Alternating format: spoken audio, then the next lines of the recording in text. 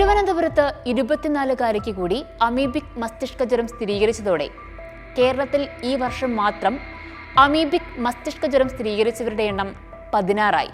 2023 ജൂലൈയിൽ ആലപ്പുഴയിലെ 10ാം ക്ലാസ്സുകാരന്റെ മരണത്തോടെയാണ് മൂക്കിലൂടെ കയറി തലച്ചോറിനെ കാർന്നു തിന്നുന്ന നൈഗ്ലേറിയ ഫൗളറി എന്ന ബാക്ടീരിയയെക്കുറിച്ചുള്ള ചർച്ചകൾ വ്യാപകമായത്. തോട്ടിൽ മുങ്ങിക്കുളിക്കുന്നതിനിടെ അമീബ മൂക്കിലൂടെ ശരീരത്തിൽ പ്രവേശിച്ചു എന്നായിരുന്നു റിപ്പോർട്ടുകൾ. കേരളത്തിൽ ആദ്യത്തെ കേസ് റിപ്പോർട്ട് ചെയ്യുന്നത് 2016 ആലപ്പുഴയിലാണ്.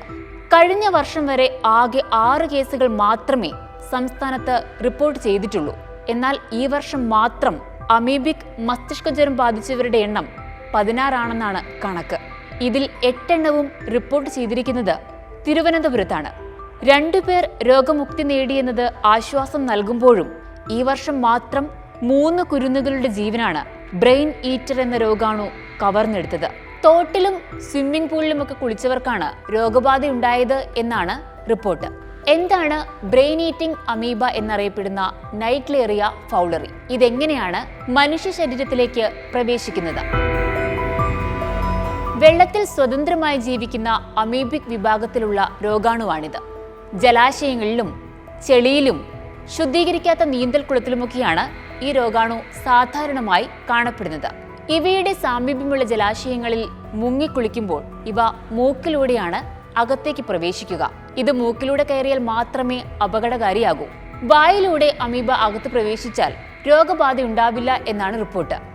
അതോടൊപ്പം തന്നെ രോഗാവസ്ഥയിലുള്ള ഒരു വ്യക്തിയിൽ നിന്നും മറ്റൊരു വ്യക്തിയിലേക്ക് രോഗം പടരുകയുമില്ല.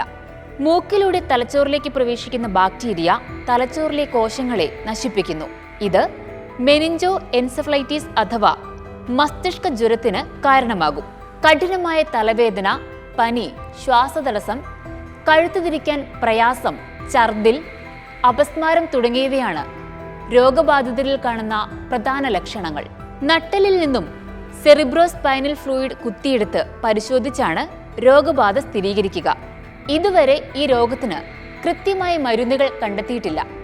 1965 ഓസ്ട്രേലിയയിലാണ് നൈഗ്ലേറിയ ഫൗളറി ആദ്യമായി കണ്ടെത്തിയത്. 2021 വരെയുള്ള കണക്കുകൾ പ്രകാരം ലോകത്താകെ 154 പേർക്കാണ് ഈ രോഗം സ്ഥിരീകരിച്ചിട്ടുള്ളത് എന്നാണ് റിപ്പോർട്ട്. പുഴയിലും കുളത്തിലുമൊക്കെ കുളിക്കുമ്പോൾ മൂക്കിലൂടെ വെള്ളം അകത്ത് കടക്കാതിരിക്കാനുള്ള മുൻകരുതലെടുക്കുക. നീന്തൽക്കുളത്തിലിറങ്ങുമ്പോൾ കുളത്തിലെ വെള്ളം ക്ലോറിനേറ്റഡ് ആണ് എന്ന് ഉറപ്പുവരുത്തുക.